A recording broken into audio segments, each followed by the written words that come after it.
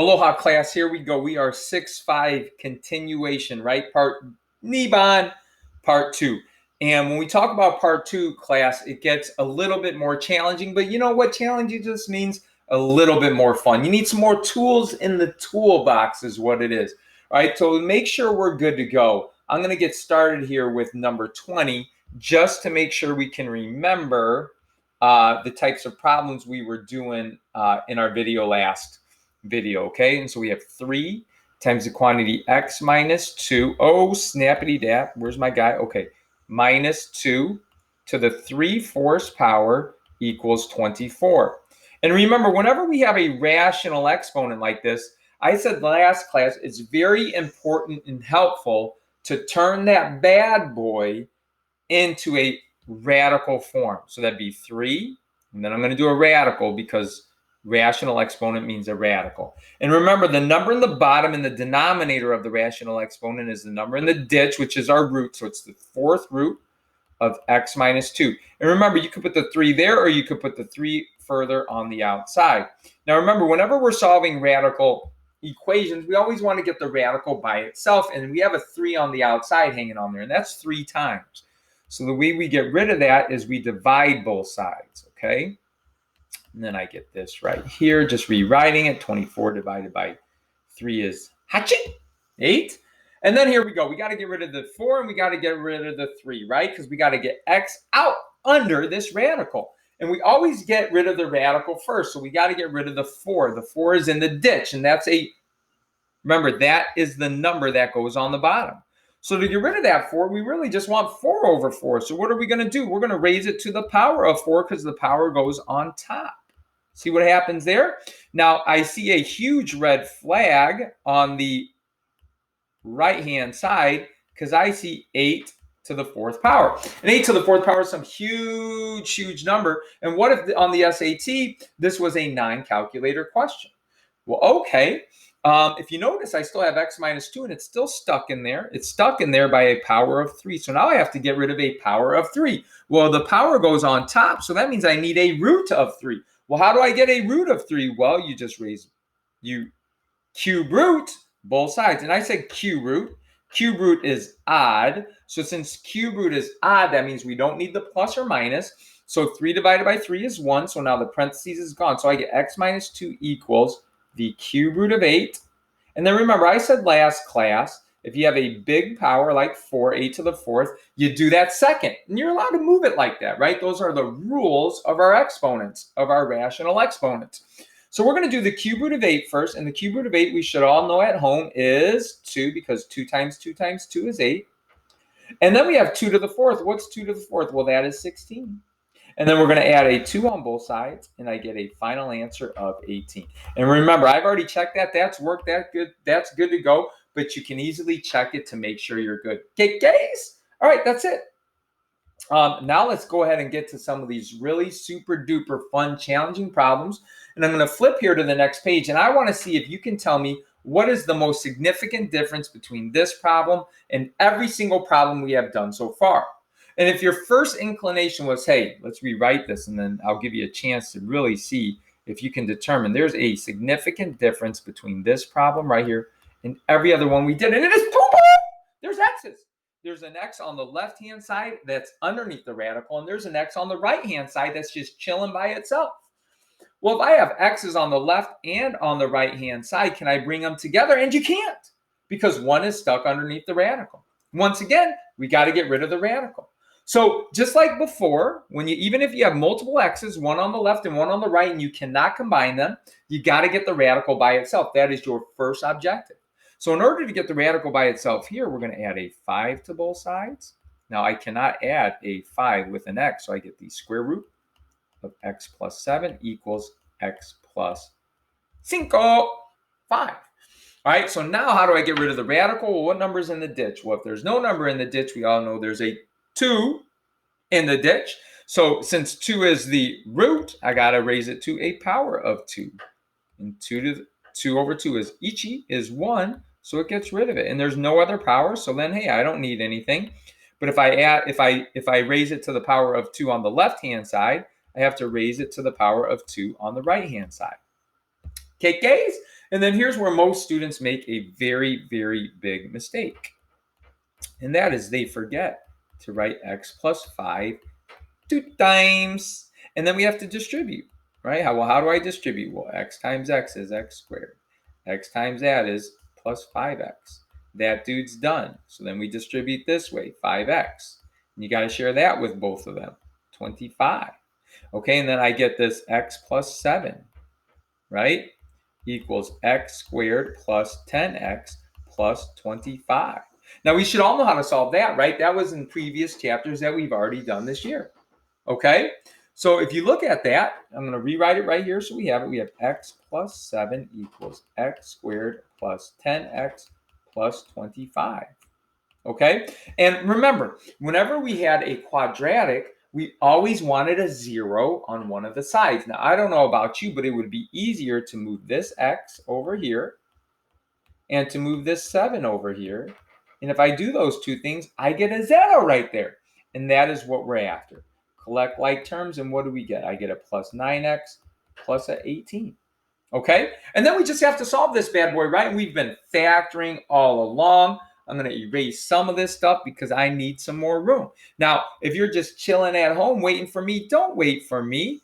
Challenge yourself and see if you guys can factor that on your own, right? What should our first thought be? Well, it's a 1x squared. And if it's a 1x squared, class, what does that mean? That means I can do it the super duper fast way. Well, how do I do it the super duper fast way? Well, you better remember, okay? That means I do my little x. 1 times 18 is 18. And a 9 is a 9. Well, there's a lot of ways to get that, dude, right? But I know 6 and 3 works because 6 times 3 is 18. And 6 plus 3 is 9.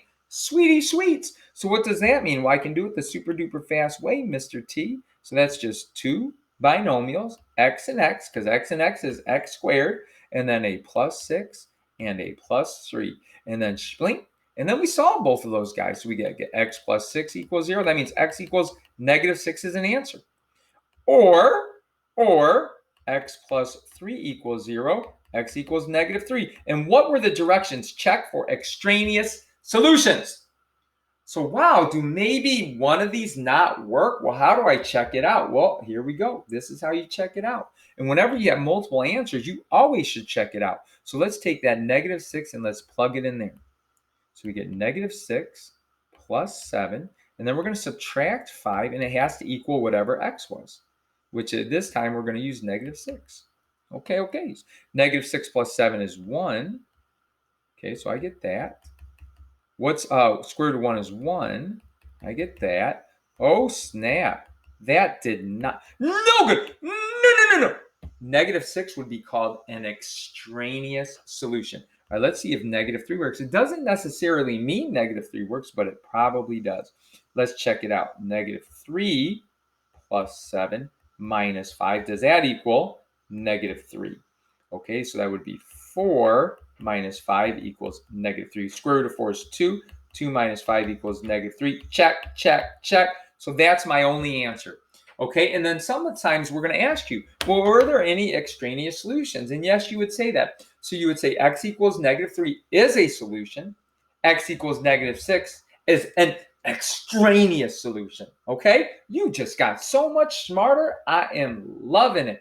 All right, we're going to do, these can be very complex. Okay, and we're not going to make this video like 30 minutes long. So we're going to do a couple more together and then call it a day. All right, okay.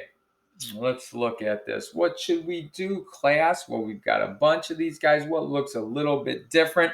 You know what? 28's got some negatives in it, and it looks like it could maybe throw us for a loop. And it says to check for extraneous solutions. All right, let's get it. So we have the square root of negative 3x. Now, if you're feeling pretty good, like always, try it on your own. Okay, boom. Now, you know what's cool about this one is I have an x on the left, I have an x on the right. I can't combine them. So I got to get rid of this radical sign. How do we get rid of the radical sign at home, class? Well, we just get rid of the number in the ditch. How do we get number in the ditch? Well, 2 goes on the bottom, so I need a 2 on top. So I'm going to raise both sides to the power of 2. Remember, that's 2 divided by 2, which is 1. So that just gets rid of that dude entirely. And then over here, remember, I'm not going to write x plus 3 one time. I'm going to write it 2 times. Okay? And then we get negative 3x minus 5. I got to do a little multiplication over here, which would be x squared plus 3x plus 3x plus 9, right? Sharing that with all of that. I know I went a little bit quick on that, but you guys are monies. Okay, so we get x squared plus 6x plus 9. Okay, so now we have our quadratic, which means I have to get a radical. I got to get a 0 on one of the sides, and the smartest way to get a 0 would be to move this 3x, stack it up. Ooh, sorry about that. And that 5. Okay, and what do we get? We get 0 equals x squared plus 9x plus 14. Okay, so what do we do in this situation? Well, sweet, I can do it the super duper fast way. So we go spling spling. We got 1 times 14 is 14. We got a 9 there. What the heck works? 14 and 1, no. 7 and 2 for show. 7 times 2 is 14. 7 plus 2 is 9ers. So we can do this the super duper fast way. Awesome. Super duper fast way means 2 binomials, x and x, because that's x squared, right? And then we get a 7, a positive 7, and a positive 2. Well, that gives me 2 answers. So we got x plus 7 equals 0, which would be negative 7. There's an answer. Or x plus 2 equals 0, which that'd be negative 2. Okay. Do they both work? Now, what's your job? Your job, while I'm erasing, so I have a little bit more room, is to see if you can figure out on your own, is there an extraneous solution? Do they both work? Hey, or maybe are they both extraneous solutions? Okay, that's your job to make sure you do on your own. All right, and we'll do it together, and we will do it in blue like we have been. Okay, so let's check negative 7. All right, so it'd be square root negative 3 times x times negative 7 minus 5. And that equals negative 7 plus 3. And let's see, negative 3, that'd be 21 minus 5 equals negative 4. And that would be, square root of 16 equals negative 4. Square root of 16 is 4, not negative 4. Boom, boom. That does not work. And I didn't give myself much room. But this dude here is called an extraneous solution. Okay, no good. All right, let's try negative 2. And I don't have a ton of room, but let's go like this. Let's use a sweet little rounders. And we're going to go the square root of negative 3 times negative 2. And that's all underneath the radical minus 5. And that has to equal negative 2 plus 3. Okay, that would be 6 minus 5 equals 1. 6 minus 5 is 1. Square root of 1 is 1. 1 equals 1. Check, check. So that dude's good. That dude's not good. Negative 2 is a solution. X equals negative 7 is an extraneous solution. Okay? And that's how that works. Now, I think we just got one to go, class. And it's been a tough day. This could be real challenging for some of us. So make sure you practice some of those bad boys. Get gays? All right, here's the last one we're going to do. When we have like a double radical. Double radical, you cannot be for reals. You cannot combine those guys. Even though they're both square roots, they have different things underneath those, right? And they add and subtract, we have to have the same exact thing. So kind of as like we did before, okay? If this was my problem, and I got a double radical, what are you talking about, Mr. T? That means you got to try to isolate the radicals. And you're not going, when you have a double radical, you put one of them on the left-hand side and you put one of them on the right-hand side. Okay, case? All right, so what do we do in this situation? Well, hopefully you have an idea, and we want to get rid of radicals. And how do we usually get rid of radicals? We look at the number in the ditch. And the number in the ditch is a 2. Well, how do we get rid of that number in the ditch if it's a 2? Well, it goes on the bottom, so we raise both sides to the power of 2. And so this side gives me 2x plus 1. Why? Because 2 divided by 2 is 1. But there's something interesting that happens on this side. That's a binomial. And whenever you have a binomial, remember, you have to write it out twice. Well, what the heck do I do here? Well, let's go ahead and look at this, all right? So we get 2x plus 1, because this one's obviously a little bit different. We share that 1 to both of those guys, and we get 1 plus the square root of x. Done. We share that with both of the guys, and we get plus square root of x. And then what is the square root of x times the square root of x? Well, the square root of x times the square root of x is the square root of x squared. And you got a 2 there and a 2 there. So it's actually just x. Okay, right? Going back to the beginning of chapter 6. All right, so now we simplify. Man, what's going on? I got all kinds of things going on right now. I got that. I could collect that 1. I could collect these 2 guys. That means I got 2 of them. Right? What the heck do I do now? This is not a quadratic. I've still got a radical. Well, what's the rule? Well, when we have a radical, what is the rule? Well, we get the radical by itself. Okay, so let's get the radical by itself. So I'm going to minus that 1 and minus that x. And if I do that, I get x. That guy cancels out, equals 2 square root x. Okay. Well, what's the rule with a radical? Well, the rule with my radical is that I get it by itself. So I got to get rid of that 2. How do I get rid of that 2? I divide by 2. So I get x over 2 equals the square root of x. Well, how do I get rid of a radical? Well, I look at the number in the ditch. What number is in the ditch? It is a 2. So since a 2 is in the ditch, how do I get rid of it? I raise it to the power of 2.